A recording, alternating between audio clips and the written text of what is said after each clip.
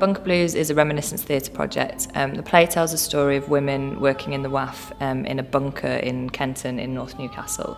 There's a little known but momentous day in history that happened in that bunker on the 15th of August 1940 when the German Luftwaffe were launching an attack, a daylight attack on the northeast, and all the activity that happened in the bunker on that day, due to us having radar and the Germans not knowing about it, meant that the whole of the northeast was kind of staved from being bombed to smithereens, and the northeast would look a very different place if it hadn't been for what happened on that day.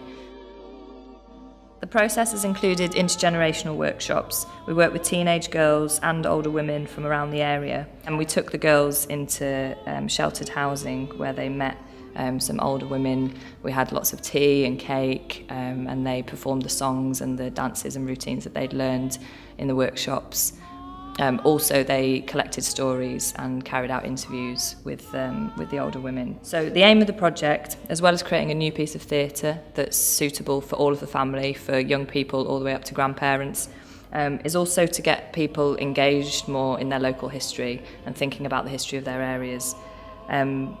Also for us it's important, it was about getting young people and older people talking to one another, giving older people the chance to feel listened to and a chance for them to tell their stories, especially as some of the people that we're capturing stories from are going to be the last of their generation.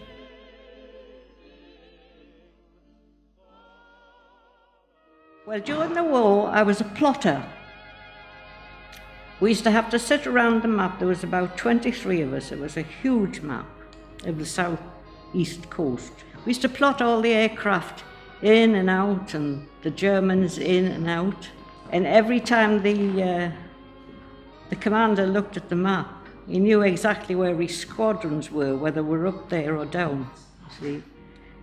Now, if you'd been sitting quiet for a while, the warning that the Germans were coming and the enemy was coming was diver, diver, diver. And then you all leapt into action, you know. Well, you used to get a bit of a fright sometimes if you were nearly dozed off, you know, and a diver, diver, diver comes through. And then all hell was let loose after that, you see. And, well, that's all I did, really. But it was an important job, I suppose.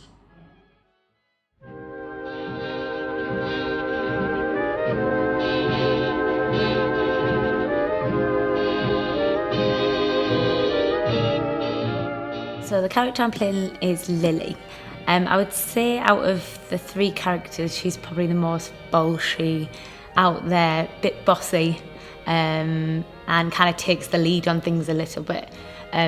She goes into the WAF aged at 18, and as it must have been for many of the women who went into the WAF at that age, it was a sense of pride, and she had something to do, and she was doing something for a good cause, and I think she likes that freedom, and she likes that responsibility that she's got that she's not had before.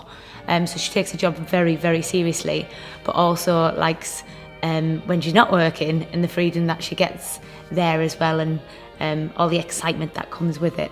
So I think she's definitely the most bossier out of the two young ladies in the WAF.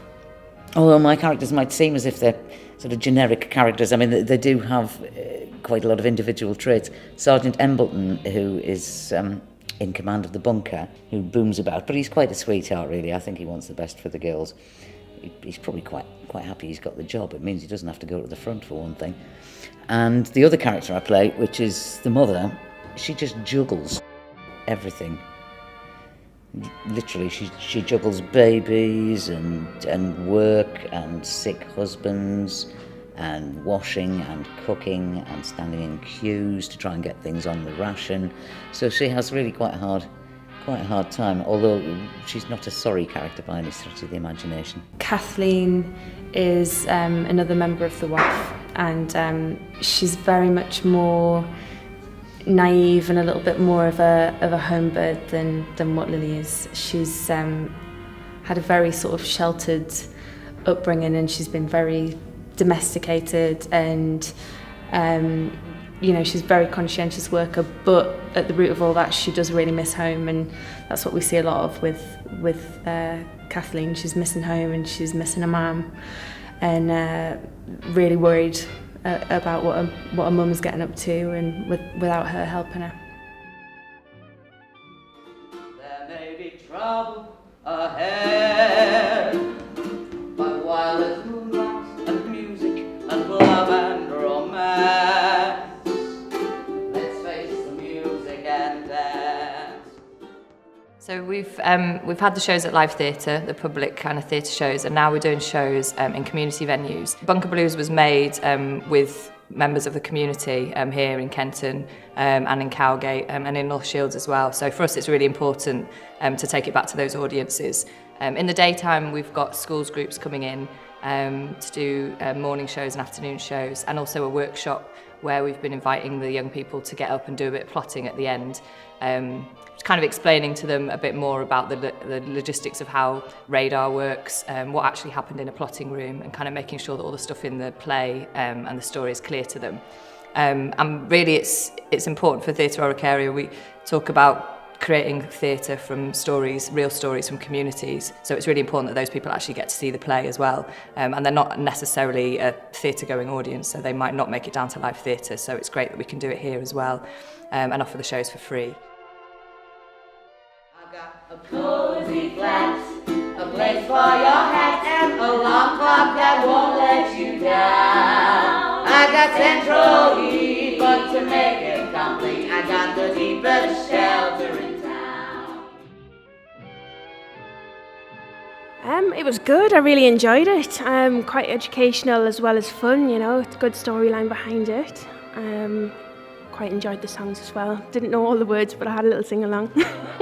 I thought it was really good, really interesting. Lots of stuff I didn't know about Newcastle and the war and things like that. And yeah, I hadn't realised quite what went on and stuff like that. It was really good. I also thought it was quite interesting because I'm learning about stuff like this in school, and it really will help with my work. Just stuff about the war and stuff that I didn't know. And you could just see there was lovely bits. I kept on looking at the audience, and there were some people who like women who could have been in the WAFs, they were that sort of age, nodding along at certain bits, and oh yeah, I remember that. And it was just, that was really, really nice. It just felt really kind of truthful and honest. And the music was great. I really enjoyed the music as well. I knew there was music in it, but I wasn't expecting it to be quite so fun and nice, and the girls sounded fabulous all together. So yeah, terrific show.